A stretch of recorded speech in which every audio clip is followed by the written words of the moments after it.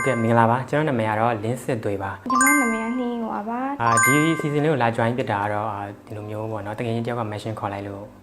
ပျော်ချင်လို့လာ join ဖြစ်တာပါဗျာဒီ program ရဲ့ဖြစ်တဲ့အကြောင်းရင်းကစိတ်ဝင်စားလို့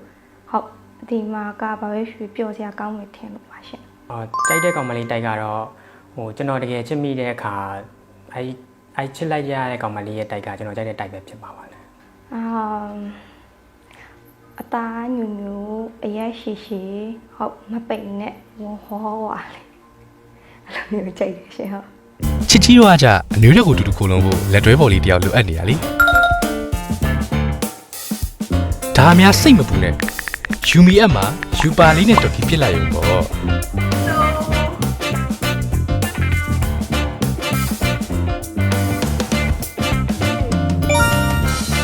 ယူမီနှလုံးသားချင်းချိတ်ဆက်စို့ဘဝမှာမလုပ်ချင်ပေမဲ့လုပ်ခဲ့တဲ့အရာတွေကဘာတွေလဲတဲ့မင်းဖြစ်မလုပ်ချင်ပေမဲ့လုပ်ခဲ့တဲ့အရာတွေကအလုံးကိုပြောရမယ်ဒီပထမကိုလုပ်ခဲ့တဲ့အလုပ်ကမလုပ်ချင်ဘူးဒါပေမဲ့လုပ်လိုက်ရတယ်ပြီးတော့မှကိုပြန် try ပြန်လုပ်ရရှားလုပ်ပြန်ပြောင်းလဲပေါ့အဲ့လိုလုပ်ကျွန်တော်ကတော့ဘဝမှာမလုပ်ချင်တဲ့အရာတွေလို့ပဲလဲဆိုတော့စာရီပေါ့မလုပ်ချင်မဲ့လည်းအတင်းလုပ်ခဲ့ရတယ်ပဲအခုတော့နည်းနည်းလုပ်စရာမလိုတော့ပါဘူးရှင်ရပါဘူးဒီ relationship မှာတဲ့တင့်တွဲတဲ့ခံရအခက်ဆုံးတင်ယူခံရတဲ့သင်ခန်းစာတွေကဘာတွေဖြစ်မလဲအဲ့လိုပဲရှိလိုက်ပါလဲဆိုတော့အဲ့လိုပေါ့နော်သင်ခန်းစာတစ်ခုကကိုကဘလောက်ပဲအဲ့လိုတီးတီးနဲ့နေပေမဲ့လည်း तू ကအဲ့လိုမျိုးလိန်နေရကြီးကြတော့ကိုအတွက်ကနေသူ့ထုတ်မပြောရင်လည်းအဲ့လိုရည်ရင်စရာကောင်းတယ်ပေါ့နော်ဒါပေမဲ့အဲ့ဒါကိုတီးတိုင်သွားပြီးတော့ပြတ်သွားတဲ့အချိန်မှာလည်းအဲ့လိုမျိုးတစ်ဖက်တစ်ယောက်နဲ့တစ်ယောက်လို့စောင်းနေပြီးပြောတာမျိုးတော့မလုပ်ပါဘူး။ဘာဖြစ်ပြီးသွားလို့ရှိရင်တော့နှစ်ယောက်လုံးတော့ကတော့ annex လုံးလောက်ပါပါပဲ။ညီမကြတော့လောလောလမှာ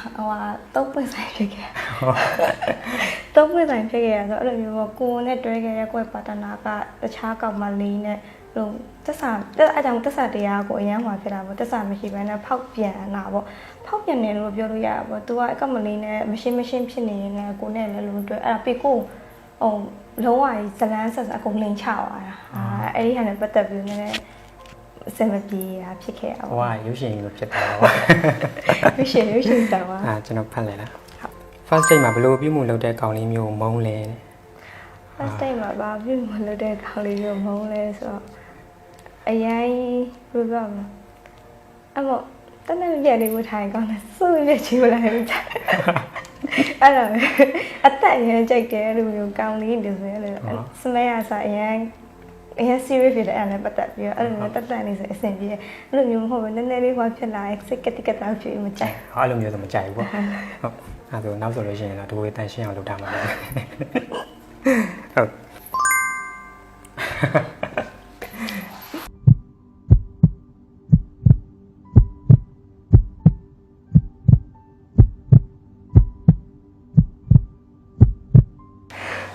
ဘယ်နေပါချုပ်လိုက်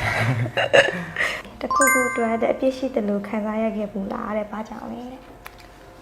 တခုခုအတွက်အပြည့်ရှိတယ်လို့ခံစားရခဲ့ဘူးလားဆိုတော့အဲ့လိုတော့ဟိုကြီးကြီးမားမားမခံစားခဲ့ရပါဘူးဘာမှတော့အဲ့လိုတိတ်ပြီးတော့မရှိခဲ့ဘူးညီမအမတော့ရှိတယ်ဟာဘယ်လိုပြောမလဲမိသားစုကိစ္စပေါ့အဲ့လိုမျိုးရှိခဲ့ဘူးလေကောင်းလေးကောင်းမလေးချောလေးနေတဲ့ဘယ်နေရာအရင်ဆုံးကြည့်ဖြစ်လဲတဲ့ကျွန်တော်ဖြစ်မှာဘယ်နေရာအရင်ကြည့်ဖြစ်လဲဆိုကိုကတော့ကိုတော့ mask တက်ထားဆိုတော့မျက်လုံးအရင်ကြည့်ဖြစ်ပါတယ်ညီမကျလက်လေးကြည့်တယ်လက်လေးချက်လေးသဘောကျအကြလေးအစလူတွေကအချင်းနဲ့တွေ့ရင်ပြောင်းလဲနိုင်မယ်လို့ယုံကြည်လားတဲ့မှတ်တယ်ယုံကြည်တယ်ပြောင်းလဲမယ်ကိုယ်လည်းအချင်းနဲ့တွေ့ရင်ကိုနဲ့တိုက်မတွေ့ရင်တော့မှအဲ့လိုမျိုးသူ့ကိုသဘောကျတယ်ကိုချစ်တယ်ဆိုရင်ကိုတိုက်ပါပြောင်းလိုက်မယ်အဲ့လိုမျိုးပေါ့လို့ပြောင်းမိမယ်ထင်တယ်ကျွန်တော်ကကြတော့ယုံပါတယ်ကျွန်တော်လည်းယုံတယ်ဘာလို့လဲဆိုတော့ဟိုကိုတကယ်ချစ်မိသွားလို့ရှိရင်ကြတော့ဟိုသူကြိုက်တဲ့အတိုက်ကိုကလိုက်ပြောင်းပေးဖို့ပဲစဉ်းစားတယ်ကိုကြိုက်တဲ့အတိုက်ကိုသူ့ကိုလိုက်မပြောင်းချင်ဘူးအဲ့လိုမျိုးဆိုလေကိုတကယ်ချစ်မိသွားလို့ရှိရင်တော့သူကြိုက်တဲ့တိုက်ကိုလိုက်ပြီးတော့ပြောင်းပြီးတော့နေပေးမှာပါ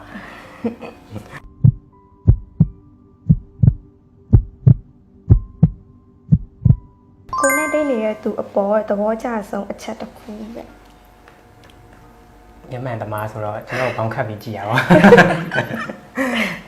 စကားပြောရတော့အဆင်ပြေရပြီးတော့ဟိုကိုပြောလောက်ကိုနောက်ကိုအဲ့လိုမျိုးလိုက်ပြီးတော့ပြန်ပြောရတယ်ပေါ့တချို့ကြတော့အဲ့လိုမျိုးကိုပြောသမျှကို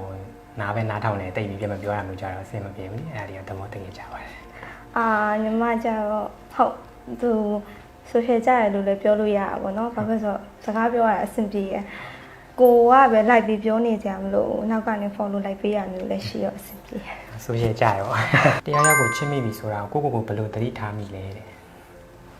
ရှင်ခုံတော့ ရှင်ခုံးတာ ရင်ခုန်တော့ရင်ခုန်တော့ငါတို့ချစ်မိပြီပြီးတော့အမြဲကိုအတွေ့အမှသူရှောက်နေရမျိုး ဟောအဲ့ဒါလည်းမှန်ပါတယ်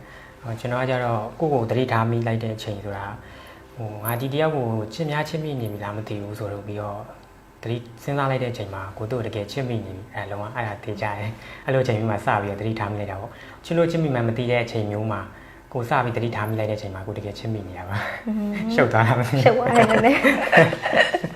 အချစ်နဲ့ပတ်သက်ပြီးပျော်ရွှင်စေရဲ့အရာ ချစ်နဲ့ပတ်သက်ပြီးပျော်ရွှင်စေရဲ့အရာဆိုရင်သူနဲ့အဲ့လိုမျိုးဟိုအပြင်တူသွားရတာကိုချစ်နေပြီဆိုလို့ရှိရင်တော့သူနဲ့ဘာမဆိုတွေ့တိုင်းကတော့တွေ့တဲ့အချိန်တိုင်းကတော့ပျော်ရွှင်နေရမှာပဲလေအဲ့တက်ပို့ပြီးတော့မှတော့အဲ့လိုခီးတူထွက်ရတာအဲ့လိုမျိုးပေါ့နော်ဟို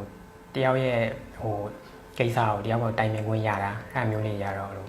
ပျော်ရွှင်စရာကောင်းတဲ့အချက်တွေပေါ့အမကျတော့ချစ်နဲ့ပတ်သက်ပြီးတော့ပျော်ရွှင်လာကြတော့နားမနေရပြောရ နားမနေ အဲ့လိုမျိုးချစ်လာအဲ့လိုမျိုးတွေ့ရတာမျိုးသဘောကျလောင်းတဲ့ဆန်နေတိတ်မကြိုက်ဘူးအဲ့ဒါကိုနဲ့လီးကတ်တာမျိုးကိုသဘောကျတယ်ကိုနားမအမြဲရှိနေရမျိုးအဲ့လိုမျိုးကိုသဘောကျ နာရှိရဲ့ခိုင်ပါစားတွေ့ချင်းတယောက်ပေါ်တယောက်ဘယ်လိုထင်မိလဲတဲ့ကျွန်တော်ပြလိုက်အရန်ဟိုမှာပဲခုနပြောလို့စကားပြောရတာအရန်ဆင်ပြေရဲ့တွတ်တယ်လို့လည်းထင်မိရဲ့ဟိုပြီးတော့အမဆိုတော့လေကိုထက်နည်းနည်းကြီးရဲ့အမဆိုတော့ကိုကြီးဆိုင်နိုင်တယ်လို့ထင်တယ်အမကျတော့စတူတဲ့ချင်းဘယ်လိုလဲဆိုတော့မဆိုးပါဘူးအဲ့တရားအဲ့လိုမျိုးငဲဆိုပေမဲ့လည်းကိုကလိုက်ပြီးခေါ်နေစရာအဲ့လောက်ထိမလို့ကိုနဲ့အတူတူစကားကိုခေါ်အောင်လိုက်သွားနေချို့ဆိုရင်ကြံခဲ့ရရှိရလေအဲ့လိုကြံခဲ့ဦးဆောင်နိုင်တယ်လို့ထင်လားဟမ်ဦးဆောင်နိုင်တယ်လို့ထင်လားနည်းနည်းအသက်ကြီးနေအဲ့လိုမျိုးပါမင်းကလေးဆိုကိုကအသက်ကြီးတယ်ဆိုကိုကဥဆောင်ရတယ်လို့ပဲစိတ်ထဲမှာထင်နေရတော့အသက်ကြာပြီဟုတ်အခုချိန်နဲ့ထွက်သွားမယ်ဆိုရင်ဘယ်ကိုသွားချိန်နဲ့ဘယ်တင်နဲ့သွားမလဲအမဘယ်ကိုသွားချိန်လဲအားကြအခုချိန်ဆိုရင်ရန်ကုန်ထဲမှာပဲအခုသွားလို့ရနေရအများကြီးရှိတယ်လေအဲ့လိုမျိုးပေါ့အဲ့ညသွားချိန်ဆိုရန်ကုန်နဲ့အရင်ဆုံးရှောက်နေကြပါဘောအဲ့လိုမျိုးပေါ့သွားမှာပါအရှိကလူရဲ့သဘောကျဆုံးစိတ်ပိုင်းကို10စက္ကန့်ထိပြပါတဲ့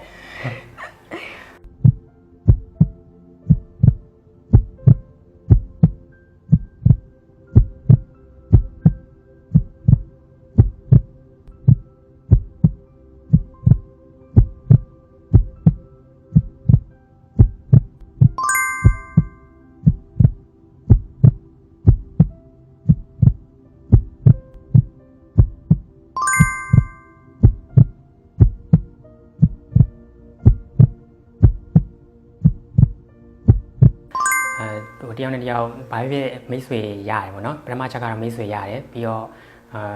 စကားပြောရတာလည်းတော်တော်အဆင်ပြေတော့အဆင်ပြေပါတယ်ဟုတ်အကုန်အဆင်ပြေပါတယ်ညီမမှန်ထားတဲ့ပုံစံလေးကြားတယ်ပြီးတော့ပြောဖို့လည်းကောင်းတယ်သဘောလေးကြားရင်ခွန်နစ်တီပေးခြင်းပါတယ်ကျန်တာကတော့ဆက်ပြီးတော့တယောက်နဲ့တယောက်ညှိပြီးတော့ယင်းဒီမှဆက်သွားပြီးမှမလို့ပါဆေးပါ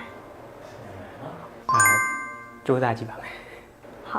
ကျော်ကြီးတယောက် Friday night တွေကိုထူကျော်လာဖို့ဘော်ဒါတစ်တွေလိုနေပြီထင်တယ်ရတယ်အစ်စေ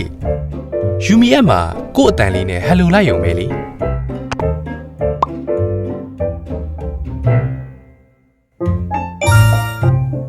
ယူမီနှလုံးသားချင်းချိတ်ဆက်စို့